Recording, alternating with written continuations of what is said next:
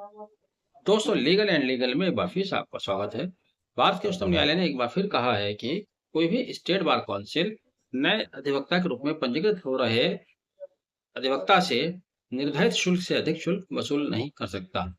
निर्धारित शुल्क वह है जो कि एडवोकेट एक्ट 1960 में प्रेस्क्राइब किया गया है, जिसमें कहा गया है कि कोई भी फिर भी ग्रेजुएट छात्र जो अधिवक्ता के तौर पर अपने आप को पंजीकृत कराना चाहता है, तो वह 750 रुपये फीस देगा।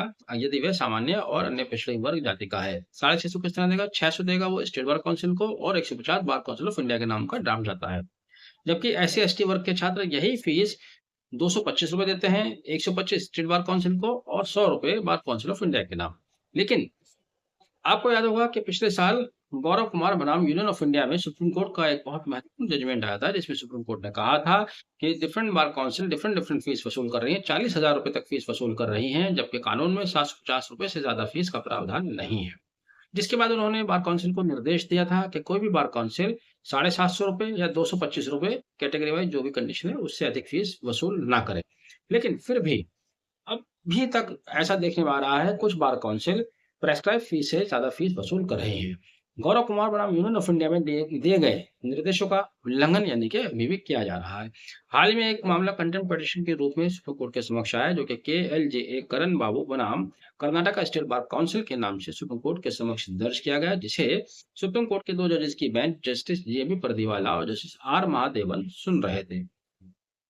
यहाँ पिटिशनर ने कहा कि गौरव कुमार में सुप्रीम कोर्ट का जो निर्णय दिया गया था उसकी अवहेलना की जा रही है। सुप्रीम कोर्ट ने भी स्पष्ट किया कि जिस समय उस पिटिशन को हमने डिसाइड किया था, तब बार काउंसिल ऑफ इंडिया के चेयरमैन श्री मनन कुमार मिश्रा को तलब किया गया था। उन्होंने न्यायालय के समक्ष पेश होकर एक शपथ पत्र दिया था, जिस शपथ पत्र में उन्होंने स्पष्ट किया था कि बार काउंसिल ऑफ इंडिया या एडवोकेट एक्ट के मुताबिक जो प्रेस्क्राइब फीस है वो 750 225 रुपए है, इनसे ज्यादा फीस नहीं वसूली जा रही है।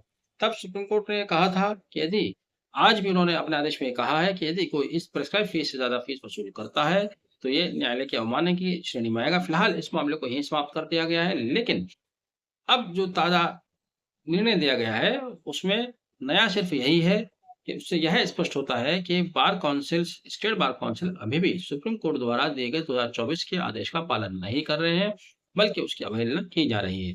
जो नए छात्र LLB की परीक्षा पास करके आते हैं और अपना एनरोलमेंट कराने के लिए आवेदन करते हैं, उनसे 750 या 225 रुपए जो भी फीस है उस प्रेस्क्राइब्ड फीस से ज्यादा फीस वसूल की जा रही है।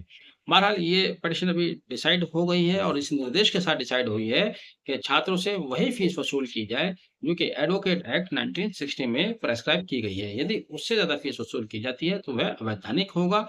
उससे ज़्यादा फीस कोई भी बार काउंसिल वसूल नहीं कर सकती। आपने वीडियो आखिर तक देखा। Thank you. Have a nice day.